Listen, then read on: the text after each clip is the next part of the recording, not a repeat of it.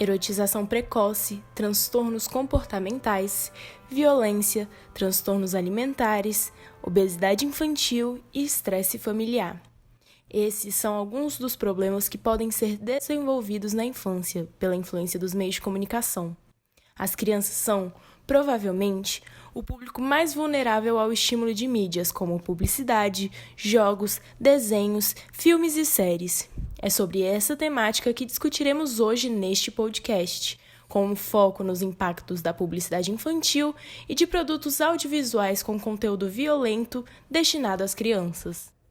Apesar de ganhar novas facetas com muita frequência e ser até tema da redação do Enem de 2014, a publicidade infantil não é assunto novo.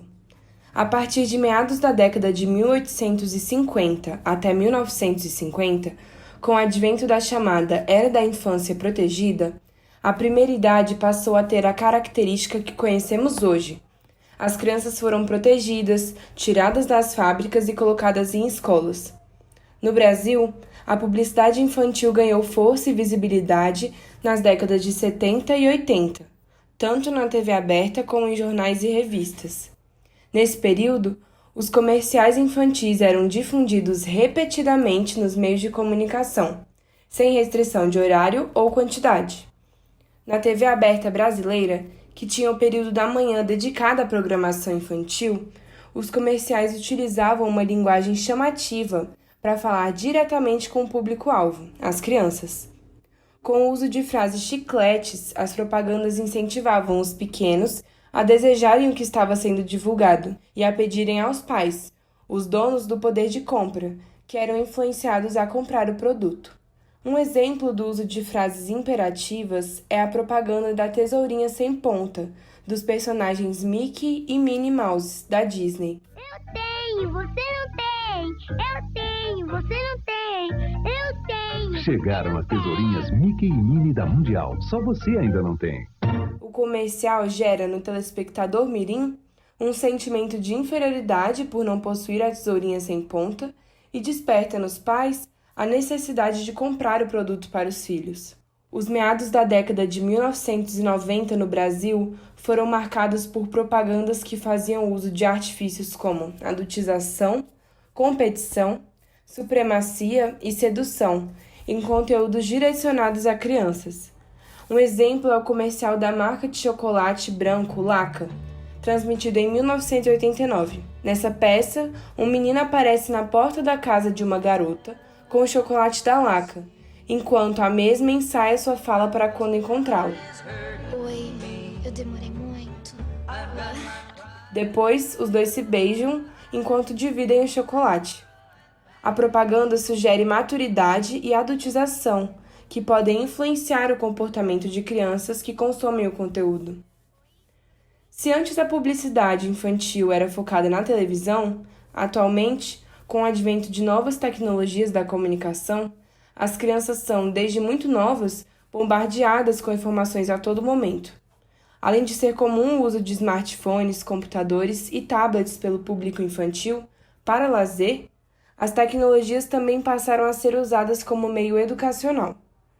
Dessa forma, a criança está quase que constantemente exposta à publicidade vinda dos mais diversos meios.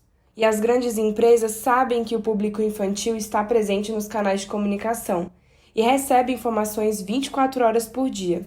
Segundo a Susan Lin, diretora da Campaign for Commercial Free Childhood, campanha por uma infância sem comerciais, em 1983, as empresas gastavam em torno de 100 milhões de dólares por ano com o segmento infantil. Já em 2013, foram gastos em torno de 17 bilhões de dólares com a publicidade dirigida à criança. Apesar do aumento de estímulos comerciais direcionados ao público mirim, também cresceu nas últimas décadas a preocupação com os efeitos negativos de propagandas para crianças. A partir disso, denota-se a importância de regular a publicidade infantil. Aqui no Brasil, o artigo 227 da Constituição Federal dispõe que é dever da família, da sociedade e do Estado assegurar à criança e ao adolescente, com absoluta prioridade, o direito à vida, à saúde, à alimentação, à educação, ao lazer, à profissionalização, à cultura, à dignidade, ao respeito, à liberdade e à convivência familiar e comunitária, além de colocá-los a salvo de toda forma de negligência, discriminação, exploração, violência, crueldade e opressão.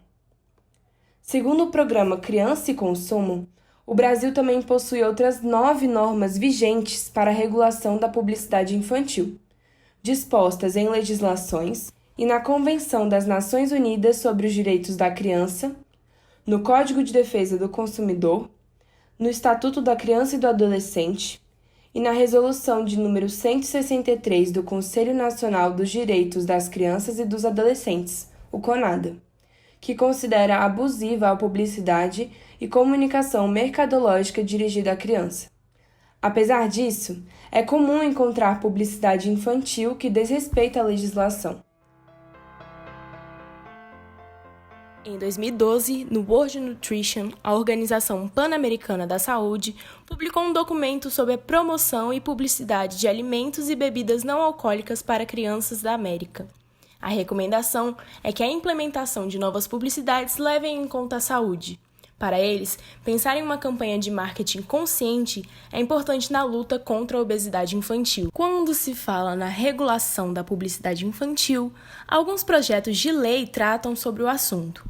Um deles é o PL 5608, de 2013, do deputado Rogério Carvalho, do PT de Sergipe.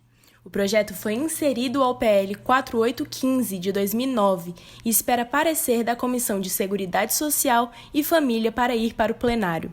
Os projetos prevêem a restrição no horário de publicidade de alimentos e bebidas pobres em nutrientes e com alto teor de açúcar, gordura e sódio, dirigidas a crianças, podendo ser exibidas de 21 horas às 6 horas da manhã.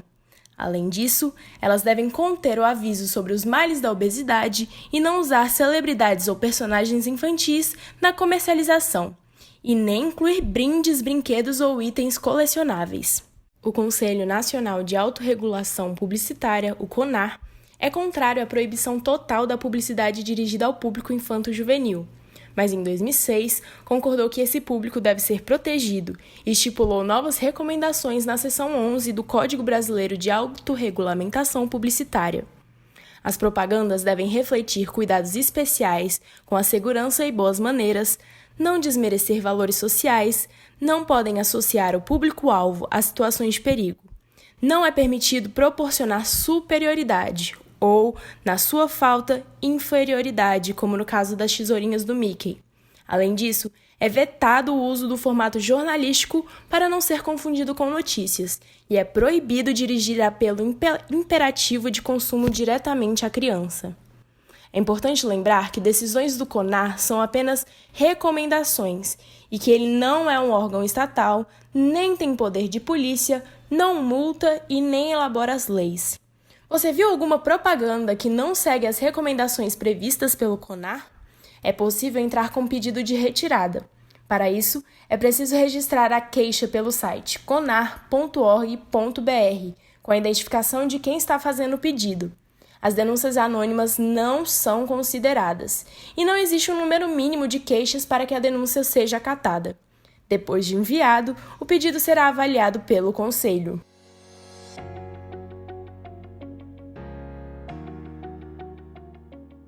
Além da publicidade infantil, outra coisa que gera forte impacto em crianças e adolescentes são os filmes, jornais, programas de televisão, videogames, desenhos animados e outros produtos audiovisuais que mostrem ou insinuem algum tipo de violência. A violência gráfica é tão presente que chega a se tornar banal. Crianças e adolescentes ficam o tempo todo expostos.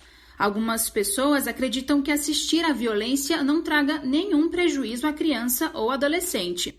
Outros acreditam que vivenciar a violência na fantasia seja melhor que praticá-la no mundo real.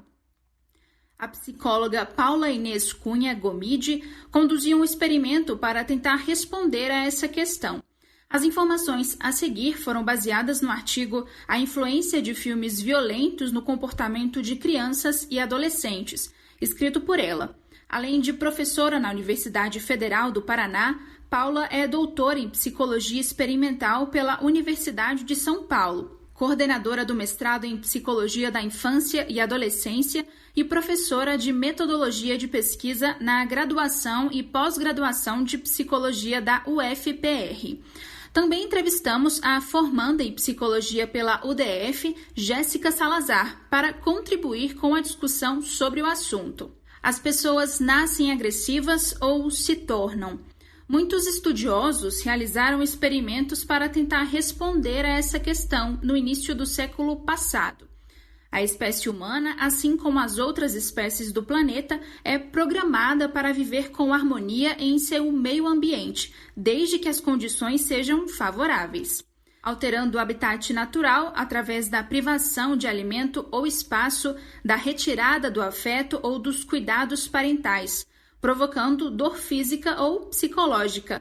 Pode-se produzir um indivíduo altamente agressivo quando comparado a outro que vive em um ambiente favorável. Da mesma forma, tem-se encontrado aumento da agressividade quando indivíduos são criados sem afeto, isolados socialmente ou ainda quando sofrem abuso físico, sexual ou psicológico na infância. Desde as lutas entre os gladiadores na Roma Antiga até as lutas de boxe, os seres humanos sempre gostaram de assistir à violência. Alguns teóricos afirmam que, ao ver, as pessoas ficam mais propensas a agirem de forma violenta, e outros acreditam que aqueles que assistem podem estar menos sujeitos a se envolverem em agressões. Essa é uma hipótese muito antiga. Aristóteles, o filósofo da Grécia Antiga, falava sobre a catarse, em que os espectadores de uma peça teatral, ao verem cenas violentas, afastariam os sentimentos negativos. Se Aristóteles estivesse correto em sua hipótese, quando crianças vissem filmes violentos, deveriam se comportar de forma menos agressiva.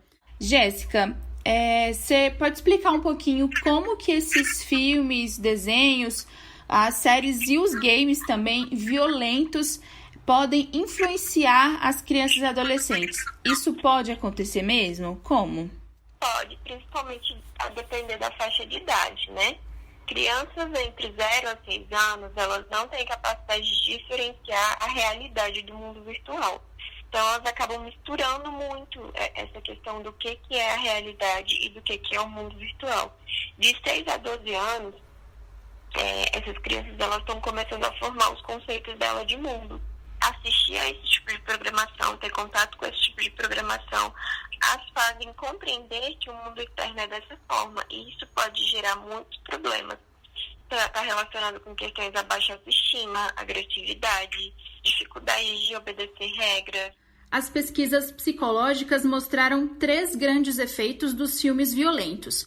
Crianças e adolescentes podem se tornar menos sensíveis à dor e sofrimento dos outros, ou podem se sentir mais amedrontadas com o mundo ao seu redor. Ou ainda podem provavelmente se comportar de maneira agressiva, mesmo as que assistem desenhos animados com violência disfarçada de humor. Têm mais chances de bater em seus companheiros de jogos, desobedecer regras, deixar tarefas inacabadas e têm menos paciência de esperar pelo que querem, do que as que não assistem a programas violentos. Esses desenhos mais, digamos, tranquilos, muitos deles, eles tratam a violência e essa violência, muitas vezes na vida real, causaria morte. Só que no desenho não causa porque é uma coisa irreal. Depende muito da criança e de como que ela é acompanhada pelos pais e de que forma que ela é orientada. Assim, proibir talvez não seja o caminho. Talvez o caminho seja orientar mesmo. Isso não é certo que vai influenciar de uma forma negativa todas as crianças, né? Até porque depende de como ela vai tratar isso na cabeça e do meio que ela vive, certo? Exatamente, porque aquela coisa da análise do comportamento, né? O que é reforçador para uma criança nem sempre é reforçador para outra. E o que é punitivo para uma criança nem sempre é para outra. Não é à toa que existe classificação indicativa. Ela serve para proteger a criança e o adolescente de coisas que ainda não são capazes de lidar e entender. Quando uma criança ou adolescente assiste a um conteúdo violento, 2 processos podem acontecer: a desinibição e a dessensibilização. A diminuição ou perda da inibição em relação a agir de forma agressiva acontece quando, em filmes, por exemplo, os atos violentos são percebidos como justificáveis. A maioria de heróis de filmes violentos justificam o comportamento agressivo por estarem lutando em defesa de valores sociais ligados à família, governo ou território.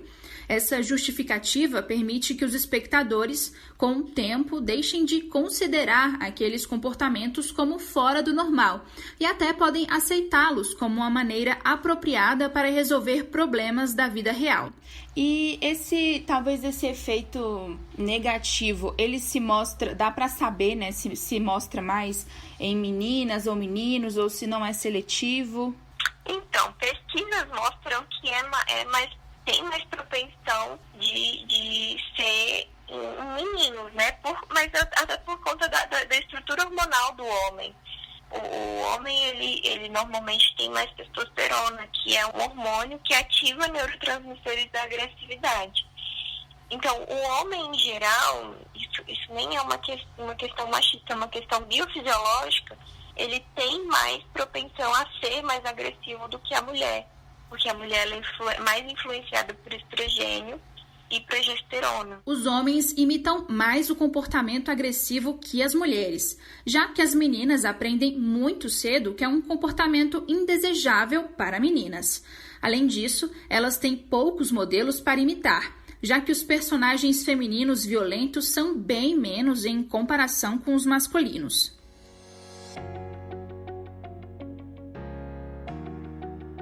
A violência que é apresentada como moralmente justificada, em que a vítima merece ser atacada, estimula o comportamento agressivo, enquanto que a violência sem justificativa não tem efeito ou pode até provocar uma inibição da agressão. Os estudos constatam também que quando participantes observam em filmes um atentado de vingança fracassado, eles tendem a ser menos agressivos, pois o ataque pode parecer ao observador que a retaliação pode resultar em punição. Outro fato que foi comprovado é que quanto mais identificação, quanto mais parecida a fantasia for da situação de quem assiste, mais chances desse indivíduo cometer atos violentos. Assim como o contrário é válido. Quanto mais fantasiosa a violência, menor a chance.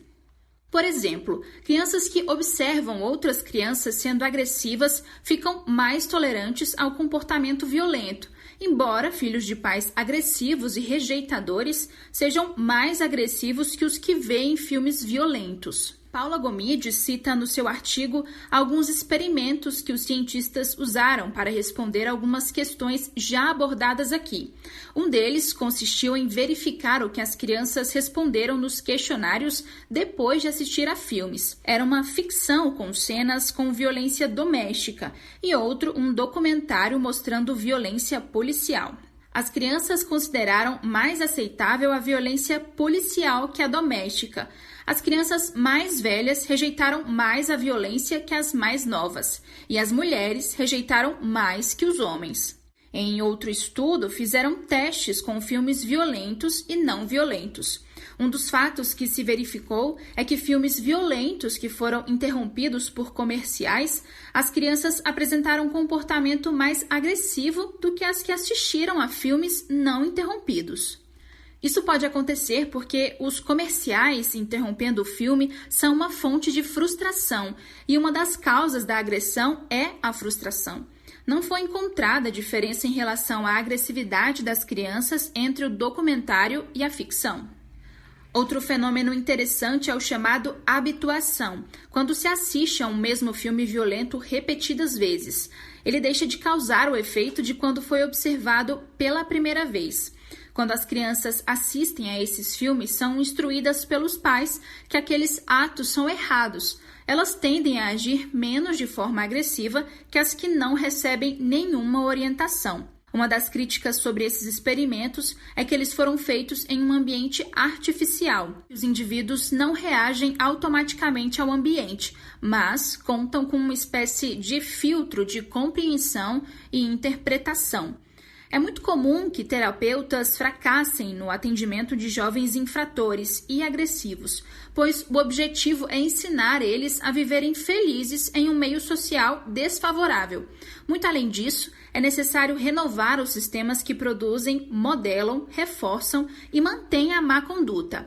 As prisões, penas de morte, penalizações e outras estratégias para conter a violência não se mostram eficientes. Escritores, intelectuais, responsáveis pela produção de conteúdo e programação audiovisual conheçam os efeitos que estes filmes causam sobre aqueles que assistem. Primeiros paliativos seriam os pais ajudar os filhos a direcionar os filhos a escolherem o tipo de conteúdo que eles vão assistir. Por exemplo, o Pica-Pau. Aquilo ali, com uma certa orientação, com acompanhamento, não geraria tanto prejuízo. Entretanto, existem outros tipos de desenho que talvez tenham mais influência. O que os pais podem fazer é direcionar esse tipo de conteúdo e principalmente a observação do comportamento, né? A criança, e principalmente a criança pequena, ela aprende muito por observação, é o que a gente chama de imprinting, né? O ser humano, ele tem uma capacidade de imprinting do 0 ao 6 anos muito, muito aguçada. Ela aprende muito mais por observação do que por qualquer outro tipo de método. Pais, educadores, autoridades e todos aqueles que se preocupam com a violência social podem contribuir, orientando, apresentando alternativas, mostrando modelos que se opõem à violência. Os produtos audiovisuais podem servir de bons exemplos para uma enorme variedade de situações. Os comportamentos chamados pró-sociais, como o altruísmo, o controle dos impulsos agressivos, reparação de maus comportamentos e a empatia também podem aumentar com a exposição. Para se construir uma sociedade mais ética e harmoniosa entre as pessoas, é necessário que os modelos ensinados às crianças e jovens sejam permeados de valores éticos e harmoniosos. Agradecemos a você que nos ouviu. Este podcast é produto final da disciplina Políticas de Comunicação, da Faculdade de Comunicação na Universidade de Brasília, com locução de Ana Clara Alves, Maria Antônia Menezes e Maria Ferreira. A edição é por conta de Giovanni Ruggieri. Fontes de Agência Brasil, Programa Criança e Consumo, Estudo Consumo Infantil, de 2015, da SPC Brasil e Meu Bolso Feliz. Artigos A Influência da Publicidade no Público Infantil, de 2016, de Alexandra Papini, e A Influência da Publicidade Infantil, uma análise histórica, legislativa e impactos de formação sobre 4 comerciais, de Cleiton Ruas. E também do artigo A Influência de Filmes Violentos no Comportamento de Crianças e Adolescentes, por Paula Inês Cunha Gomide. Até a próxima!